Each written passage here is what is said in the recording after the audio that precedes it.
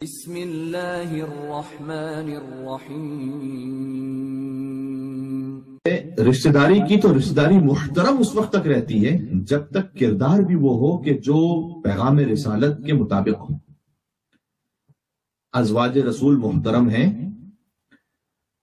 بعض احباب ہم پر یہ الزام لگاتے ہیں کہ آپ ازواج رسول کا احترام نہیں کرتے، اور اس کی وجہ وہ یہ بتاتے ہیں کہ چونکہ وہ مثلا خلیفہ اول خلیفہ دوم کی بیٹیاں تھیں، تو چونکہ آپ انہیں خلیفہ برحق نہیں سمجھتے تو ان کا غصہ ان پر بھی نکال دیتے ہیں کہ ان کی بیٹیوں کے حوالے سے بھی آپ تحفظات رکھتے ہیں۔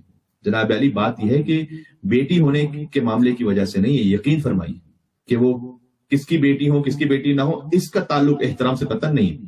ورنہ میں آپ سے عرض کروں، حضور کی ازواج میں سے ام حبیبہ رضی اللہ تعالی عنہا، ان کا تو سب سے خطرناک رشتہ ہے۔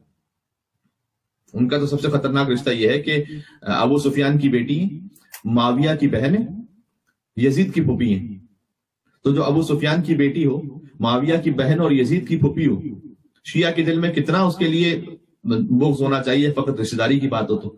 لیکن آپ کسی بھی شیعہ کے سامنے ام حبیبہ رضی اللہ تعالی عنہا کا نام لے لیں، بس احترام نام لے گا وہ۔ تو ثابت کیا ہو رہا ہے کہ رشتہ داری کا معاملہ نہیں ہے ہمارے یہاں۔ معاملہ یہ ہے کہ کس نے وفا کی ہے پیغام محمد اور پیغام آل محمد علیہ السلام کے ساتھ۔ ایک واقعہ مشہور ہے حضرت ام حبیبہ کا کہ انہوں نے چادر بچھائی ہوئی تھی اور رسول اللہ صلی اللہ علیہ وسلم کی چادر تھی، اور ان کے باپ ابو سفیان جب وہ گھر پر آیا تو آ کر اس نے اس چادر پر بیٹھنا چاہا اور انہوں نے وہ چادر کھینچ لی تھی اور کہا تھا خبردار، یہ رسول اللہ کی چادر ہے، آپ ابھی اسلام نہیں لے کر آئے، آپ نجس ہیں، لہٰذا آپ اس پاک چادر پہ نہیں بیٹھ سکتے۔ جو میں لفظ بدل دوں کہ یہ صاحب تطہیر کی چادر ہے، اور جو رچ سے وہ تطہیر سے صاحبان تطہیر سے دور ہے، تو آپ نہیں بیٹھ سکتے یہاں پر۔ جملہ قبول فرما لیجئے گا، یعنی حضرت ام حبیبہ نے سمجھا دیا کہ رسول اللہ کی جگہ پر باپ کو نہیں بٹھایا جائے گا۔ کاش یہ بات پہنچ سکے، رسول اللہ کی جگہ پر باپ کو نہیں بٹھایا جائے گا، رسول اللہ کی جگہ پر وہ بیٹھے گا جو اس کا اہل ہوگا۔